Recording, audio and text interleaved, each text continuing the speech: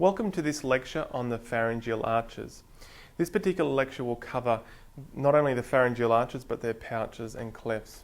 So the take-home learning outcome for today's lecture is to understand the 5 pharyngeal arches, what cartilages are in each one, what nerves are in each one, what muscles are in each one, and then what derivatives come out of the pouches and the clefts. So let's have a look at this side of the board to start with. So if you look at the embryo at approximately 4 to 5 weeks old, what you see is at the head end, you can see the eye developing here. But in the head and neck region, the most distinct feature are these kind of ring-like pouches or outgrowths. They're known as the pharyngeal arches. Sometimes they're referred to as branchial arches, which mean gills. But in terms of mammals, that's an inaccurate term because we don't actually develop gills like in fish. So it's better to call them pharyngeal arches. And there are actually 5 pairs of them. And so if you can see here, these outgrowths or these dilatations are what we call the pharyngeal arches. Now, in the fish, the pharyngeal arches or the branchial arches are gills, so they are openings, whereas in humans they close off, so they're not open to the outside world. Now in fish, they're all about important for respiration and feeding. Now when we go to the humans, it's not too dissimilar. The pharyngeal arches will develop into structures of the head and neck and the pharynx, which is all about feeding and all about respiration. So when you think about moving your jaw, about moving your tongue, about moving your face, that's feeding. And then in terms of respiration, that's larynx, pharynx, and possibly the top of the larynx for the musculature as well. But the only difference really is, additionally in humans, we've got muscles of facial expression which have been added on, and also muscles to help in articulation and vocal or voice production. So that's an important thing to be aware of. Now, with the pharyngeal arches, as you can see, we've got 5 pairs, so 5 on each side. And so the numbering, you could go 1, 2, 3, 4, 5, but in fact, the number 5 has disappeared.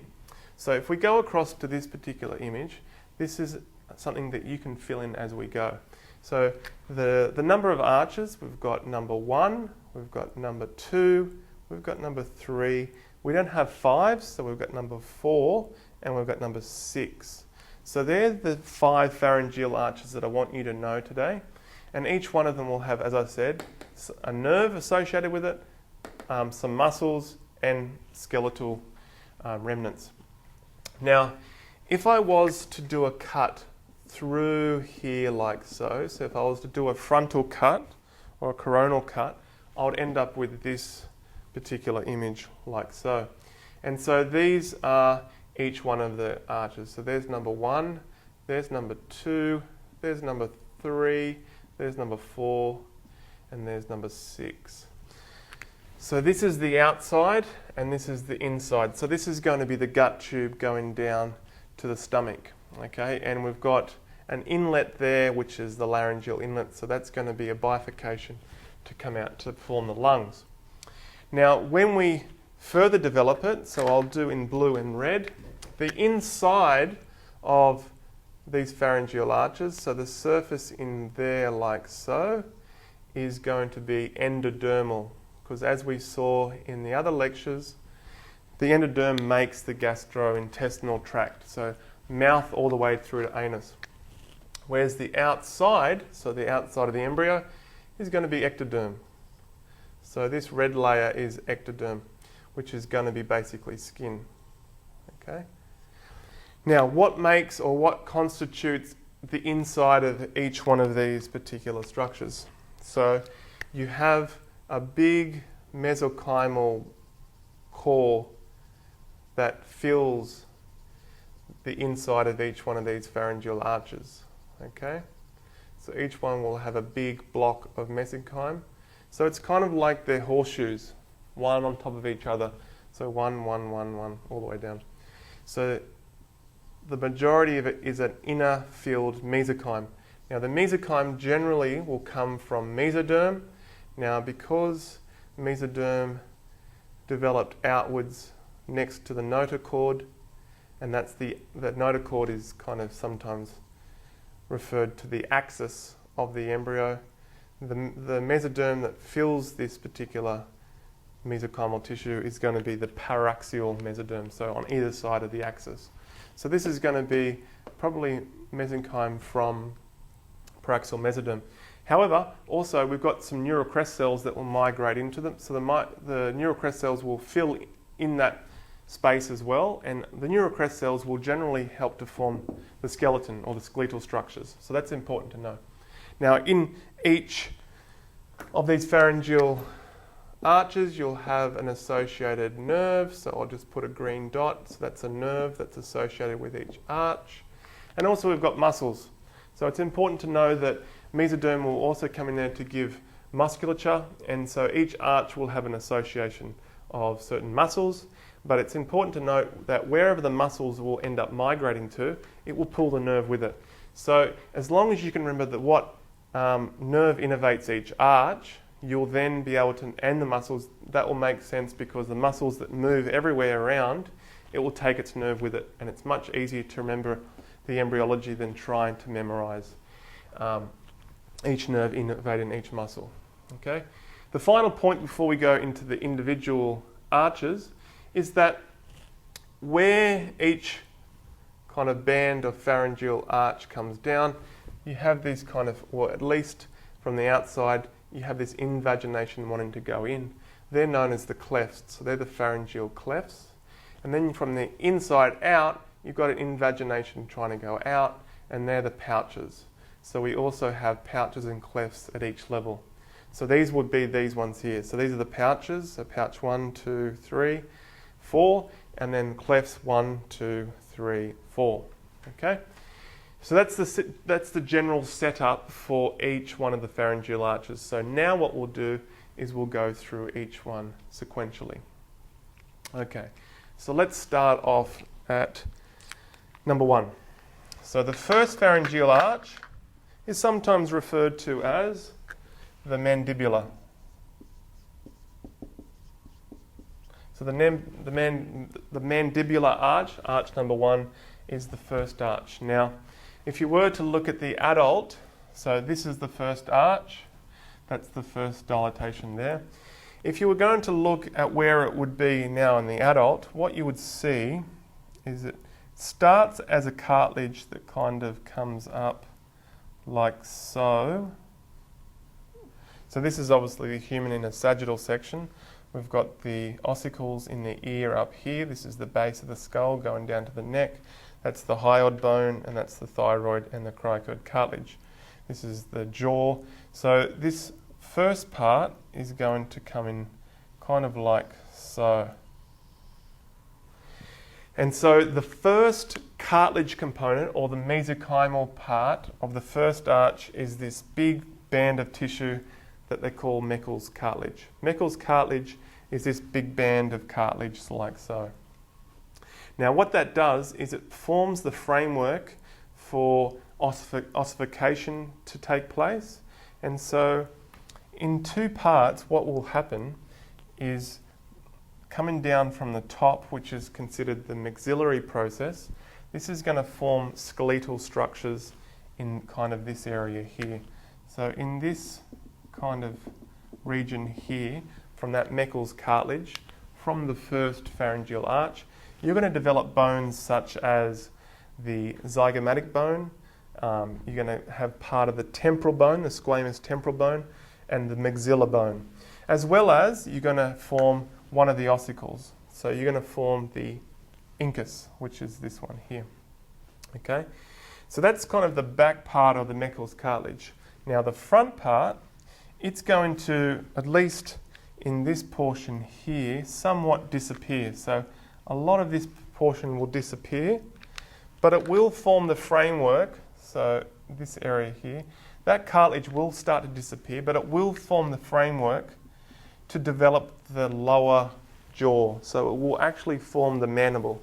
So the mandible will develop out of the first arch. If you move back, going back in the Meckel's cartilage, it will also help to develop the malleus bone. And so the malleus bone will come out of the first arch as well as an anterior ligament of the malleus and another ligament. Sphenomandibular ligament will also come out of that structure. So they're the bones. So if we put the bones in like so, what we've developed, and I'll put it in red, we've developed the malleus, okay, the incus, which is an ossicle, a small bone in the body. We've formed the sphenomandibular ligament, and also the anterior ligament of the malleus. Okay, so that's really all out of the Meckel's cartilage, and not that it's really come directly from it, but they also will say that the mandible ossifies around the Meckel's cartilage. So you could be right by saying that the mandible will come out of the first arch as well. Now, with the face, with this area here, what we have is a nerve that supplies actually all the face, and so we have 3 branches, so 1, 2, 3, and that's what we call cranial nerve number 5. So cranial nerve number 5, which we know is trigeminal, but to be most accurate, it's going to be the first arch, which is coming from Meckel's cartilage, is going to be from that branch. So it's going to come from V3, which is the mandibular nerve. So you'd be most accurate to say that the nerve that innervates all the structures of the first arch is V3, or the mandibular branch of the trigeminal nerve. Now the structures we've went through, so we've formed the incus and the malleus. We've got the 2 ligaments. Now the other part, the top part of the Meckel's cartilage, which typically doesn't come out of the first arch, that's going to make all the bones which will be innervated by V2. So that's going to be the maxillary branch of the trigeminal, and the rest of the visceral cranium, which is going to be more the front, that's V1, which is the ophthalmic branch of the trigeminal. Okay, so that's those structures done. Now we're left with the muscles. So you've got to think about a lot of the structures that have been just formed, the bones. You want to be able to move the mandible, so the muscles that will help do that are the muscles of mastication. So I'll just write muscles of mastication.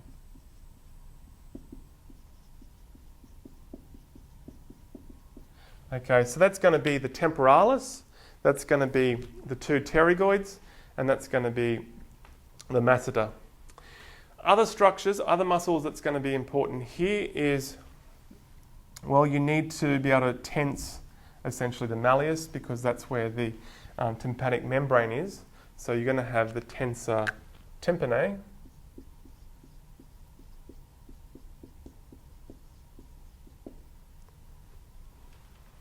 Okay, so the tensor tympanae is important because that will dampen loud sounds, and that kind of dampens the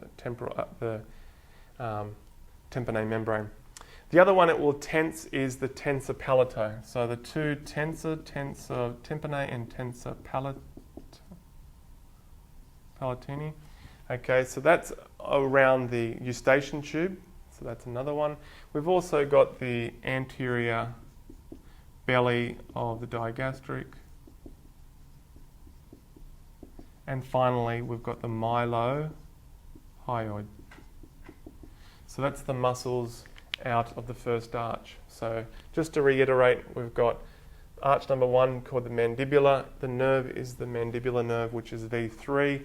The muscles are going to be muscles of mastication, being the temporalis, the masseter, the 2 pterygoids, lateral medial, the 2 tensors, the tensor tympanae, which is for the membrane, the ear membrane, tensor palatine, anterior belly digastric, and the mylohyoid, and the skeletal structures that come out of the malleus, the incus, sphenomandibular ligament, and the anterior ligament of the malleus. So that's the structures. Let's now have a look quickly at the clefts and pouches.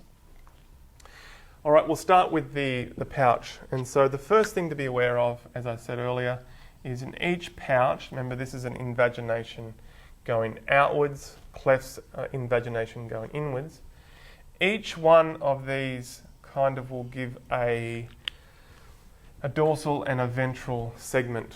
And so in the pouch of the first arch, or the first pouch, is the tubotympanic recess. And what that will give you is one segment will be kind of this segment here, will give you the middle ear.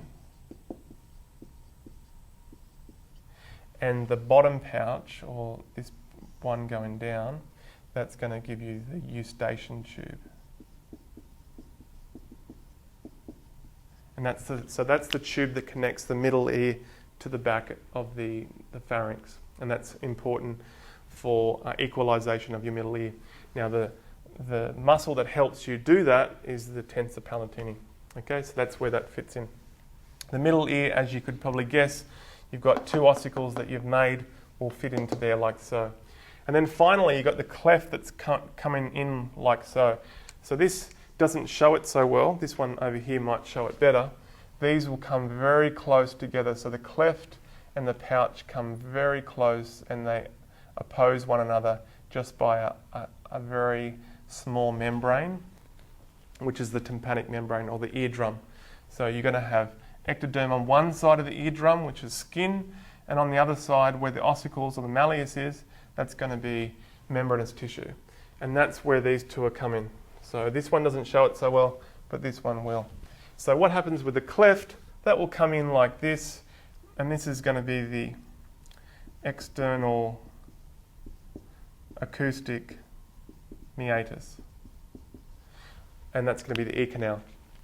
And that's coming through like so. And that's really the main structures that are going to come from the first arch. Now, just as a side point, this can be somewhat confusing, but it's important to know clinically. A lot of these clefts, so the remaining clefts of the pharyngeal arches will actually all close up. This is the only cleft that really stays open, or at least intact, as in an invagination. All the rest will close up as just become a part of your neck. Now, the nerves that are kind of in the third, fourth and sixth can actually migrate up and be part of the external canal. And so the sensory innervation to your ear canal can actually come from the fourth arch and the third arch. So you can actually have glossopharyngeal nerve and vagus nerve that will innervate your outer ear canal. And so if you were to irritate that, like if you were to put an ear cleaner in, or some maybe elderly people who may have a hearing aid can irritate that and irritate, say, the vagus nerve, may cause a person to vomit or cough or get bradycardia. And so that's an important clinical point to be aware of. And that's kind of the reason, that's the embryological basis for it. So that's the first arch. Hopefully that makes sense. That's by far the most complicated and has the most structures developing out of it. The next one, which I'll do in blue, is the second arch. So the second arch is known as Hyoid Arch. Sometimes this number one is also called Meckel's Arch. This one could be called Reichardt's Arch as well, because it develops another cartilage called Reichardt's cartilage. Now, the way that this one sits is it kind of comes in like so and goes up like that. So it's similar to Meckel's. So this is all a cartilage band called Reichardt's cartilage, and it will go through condensation similar to the Meckel's one, but it's not going to produce as many as many skeletal structures. The skeletal structures that it will produce is one ossicle, the one that's left, which is the stapes. So it will form the stapes. It will also form part of the hyoid. So it will form the upper body of the hyoid. Upper body of, I'm putting it in the wrong spot.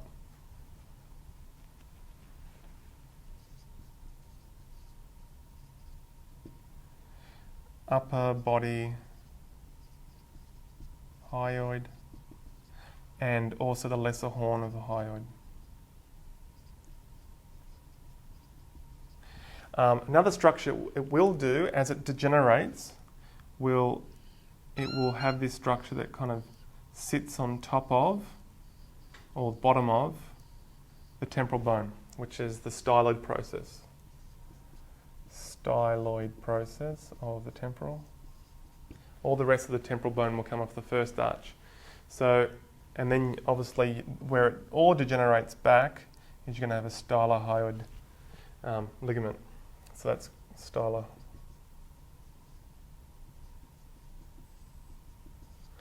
Okay, so that's those structures of this. Now the second arch, it's going to be innervated by the facial nerve. So that's number 7. So I'll do V2, and that's facial.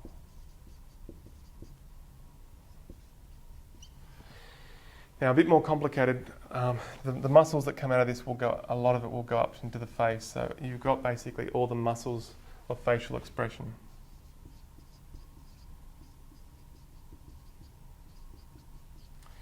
So all the muscles that will help move the face is going to be coming out of the second arch. Other muscles that will add to it is you've got the posterior belly of digastric and also the stylohyoid muscle.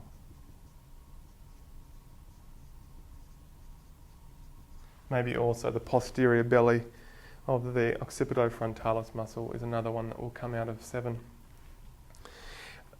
Because the clefts will form, all these will close in, as I said. They think that a superficial muscle came out of the closure of all those clefts, and that's the platysma. So the platysma is an interesting muscle. It's kind of a subcutaneous muscle, so you can add platysma to that mix as well. So that's really all the structures that have come out of the second arch. This is this one here. So we said the nerve is the facial nerve. The muscles are muscles of facial expression. So all those muscles that help you move and smile and frown and all those strange facial expressions of those muscles, as well as the posterior belly of the digastric meets up with the anterior belly digastric from the first arch, as well as the stylohyoid muscle and the platysma. The bony structures that come out of it is the stapes, which is the final ossicle, the upper body of the hyoid, the lesser horn of the hyoid, styloid process, which goes on to the temporal bone, as well as the stylohyoid ligament. Now, in terms of the pouches again have a ventral and a dorsal component, and the two parts that it will make is one will form the recess, the tonsillar recess that sits in the back of your kind of behind your tongue. So that's going to be the tonsillar recess, and then certain endodermal tissue will come in and migrate, and then that will form your palatine tonsils.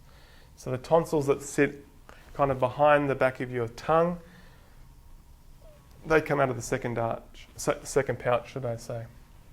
So that's the structures that will come out of that. And as I said, the cleft will close in, so we're not going to have any cleft in the second area. Now we move into the third, so the third pharyngeal arch. So this is, we sometimes call it the Thyrohyoid Arch. It doesn't have a cartilage like the other two. In most cases, it will just be called the third arch. This one is just going to form this part. So this is the third arch area, and that's going to basically give you, the skeletal structures is the rest of the hyoid. So it's going to be lower body of hyoid and greater horn of hyoid. The nerve that innervates the third pharyngeal arch is going to be the 9th, which is glossopharyngeal. Glossopharyngeal nerve. So that's the third arch. And then finally, there's only one muscle to remember here, and that is the stylopharyngeus. So that's the only muscle that will come out of the third arch. The third cleft will close up.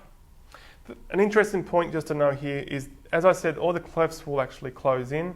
However, in some cases, there might be a cervical sinus that may stay patent and could cause a fistula, which is a communication from to the outside.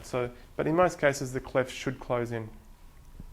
Now, in terms of the pouch, again, you have a ventral and a dorsal component. So this is just the pouch. Two parts come out of it, a ventral and a dorsal component.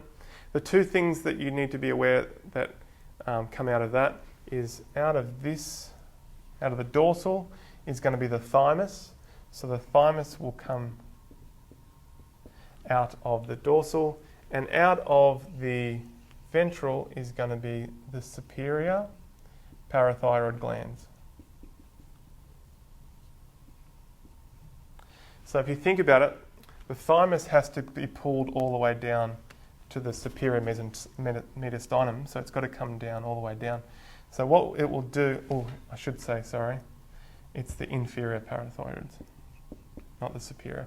So as it's getting pulled down, it's going to pull the inferior parathyroids on its way down, and as the inferior are kind of getting lift on their way down into the larynx, the inferior parathyroids will get dropped off and will get stuck in the kind of the back of the thyroid gland. And so in some cases they won't end up where they're supposed to be, and you might have certain rests or ectopic parts along the way. But essentially, as the thymus is going down to the superior mediastinum, it will drop off the inferior parathyroid glands to the back inferior part of the thyroid gland. So that's the third. So we're only now left with the fourth and sixth. Okay, so these are the bottom two pharyngeal arches. In some cases, people will put them together. Probably the reason why they put them together is because they are innervated by the same nerve, which is number 10. So they'll be innervated by the vagus nerve. And so the vagus nerve will do 4 and 6. Now, to be more accurate, the fourth will actually be innervated by the superior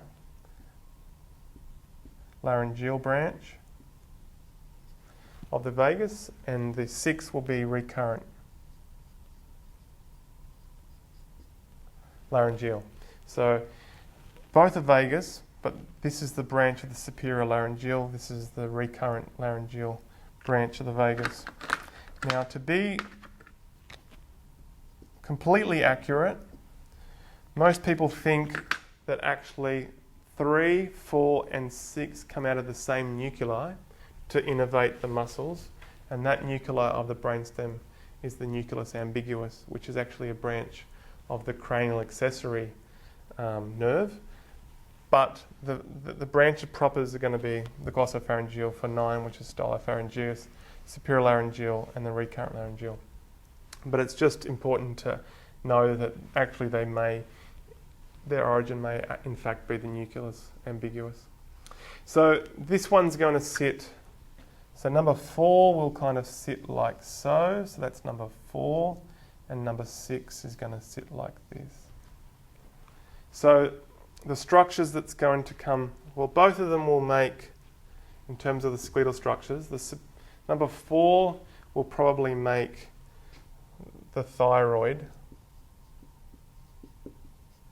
and the epiglottis,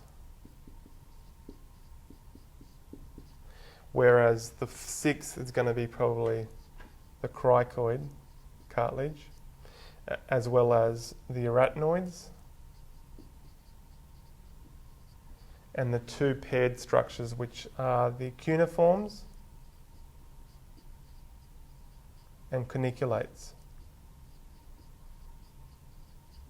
So you could probably put them together and say all the thyroid laryngeal cartilages come out of 4 and 6, but if you want to be more accurate, you could probably go thyroid and epiglottis is going to come out of the 4th, and the 6th will make the cricoid, arachnoid, cuneiform, and cuniculate cartilages. So all we're left with is what muscles separate. So as you should know, the main laryngeal muscle that is innervated by the superior laryngeal is cricothyroid.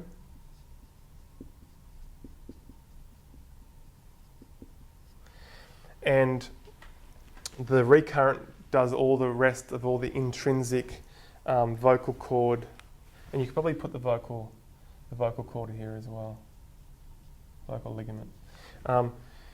So all the intrinsic muscles that move the vocal cord is going to be out of the recurrent. So intrinsic muscles of larynx. So the intrinsic muscles of the larynx is really coming out of the recurrent laryngeal, where the cricothyroid is the only main nerve, or the only, muscle that's innervated by the superior laryngeal branch. Superior laryngeal is thought to also innervate the constrictors, however, as well as the palatoglossus. I won't have room for that. Palatoglossus and the palatopharyngeus and the salpingopharyngeus, whereas this one, recurrent, may also innervate the striated esophagus. And this one closes, there's no cleft, so all we're left with is the final pouch. And as we said, we've got a dorsal and ventral portion. Okay, so one portion will do the superior parathyroid, and the other one is the ultimobranchial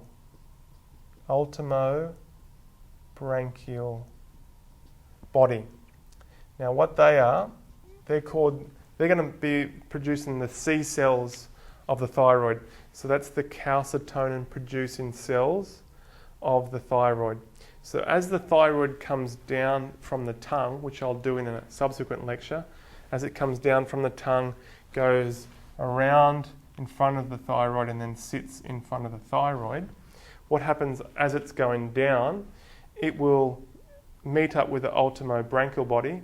The C cells will go into the thyroid gland and they produce the calcitonin, whereas the superior parathyroid, inferior parathyroid kind of go onto the back of the thyroid, and the thymus goes down to the mediastinum.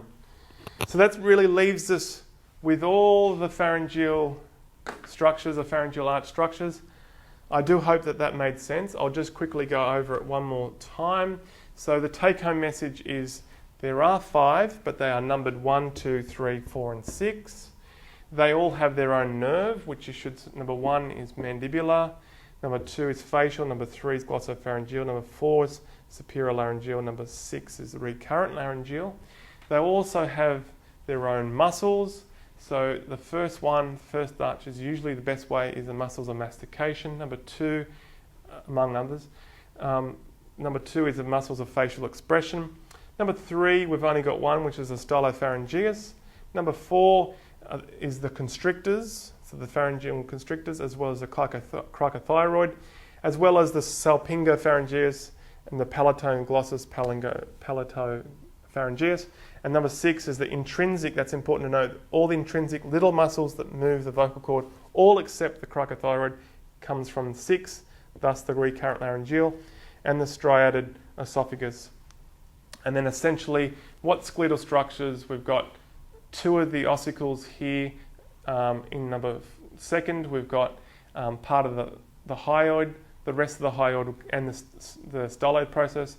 The rest of the hyoid would come at number 3, and number 4 essentially just makes all the cartilages of the larynx, 4 and 6.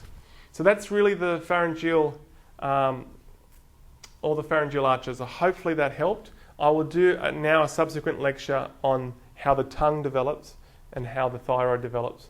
But I think that's generally the level that you should know of how the head and neck and larynx and even part of the lung, because the lung will actually come out of the 6th pouch as well. So if you look here where you've got these 2 swellings which are going to make the tongue as well as the posterior tongue, here is going to be the laryngeal inlet.